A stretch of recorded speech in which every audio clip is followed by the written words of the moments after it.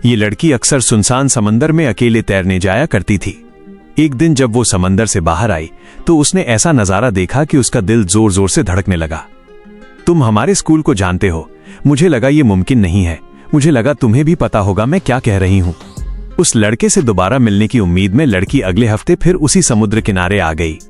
इस बार उसने अपने कपड़े भी बड़ी साफ सुथरी तरह से मोड़ कर रखे और मन ही मन कल्पना करने लगी कि वो लड़का अचानक आएगा, उसका आईडी कार्ड उठाएगा और उसका नाम पढ़ेगा।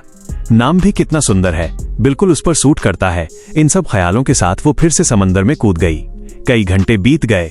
आखिरकार किनारे पर एक इंसान दिखाई दिया, लेकिन वो लड़का नहीं था जिसका वो इंतजार कर रही थी।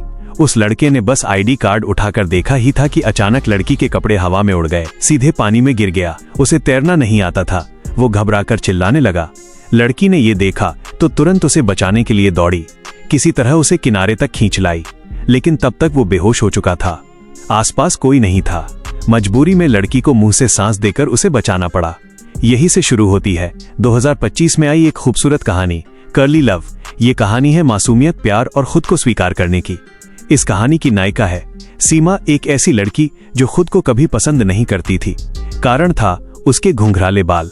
90 के दशक में जहां हर लड़की सीधे और सिल्की बाल चाहती थी, वहीं सीमा के बाल हमेशा बिखरे और अनकंट्रोल रहते थे।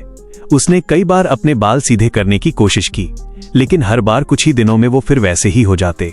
एक बार उसे अपने पड़ोस के लड़के से प्यार हो गया, लेकिन उसने उसकी बड़ी बहन का हाथ थाम लिया, सिर्फ इसलिए क्योंकि उसके बाल सीधे थे। उस दिन से सीमा ने अपने बालों से नफरत करना शुरू कर दिया और कसम खाई कि वो कभी किसी को प्रपोज नहीं करेगी। लेकिन फिर उसकी जिंदगी में आया आर्यन, स्कूल का सबसे हैंडसम लड़का, जिस पर आधी लड़कियां मरती थीं। समंदर वाली घटना के बाद आर्यन जब भी उसे देखता मुस्कुराकर हाय कह देता। बस इतनी सी बात ने सीमा के दिल में फिर से उम्मीद जगा दी। अब वो हर ब्रेक में उसे चुपके से देखती, उसके लिए उसकी पसंदीदा ड्रिंक खरीदती, बॉटल पर अपना नाम लिखती।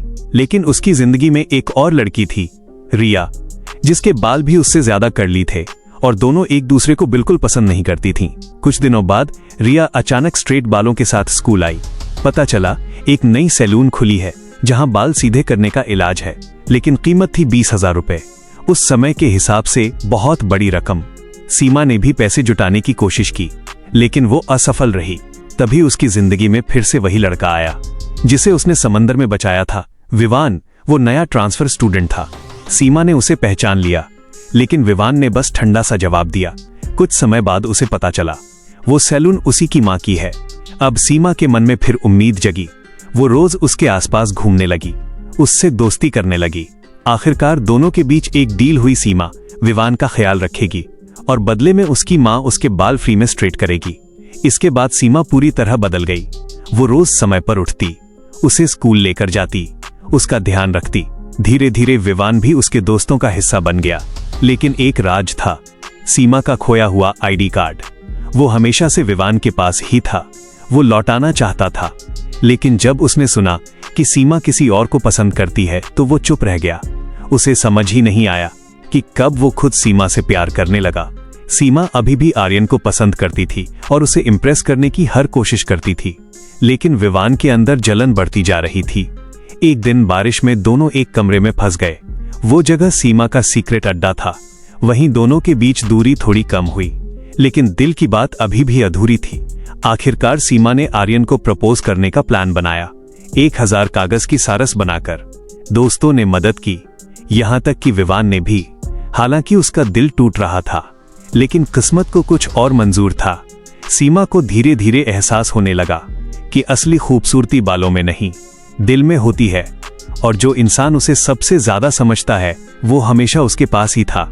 कहानी यही सिखाती है, खुद को बदलकर नहीं, खुद को अपनाकर ही सच्चा प्यार मिलता है।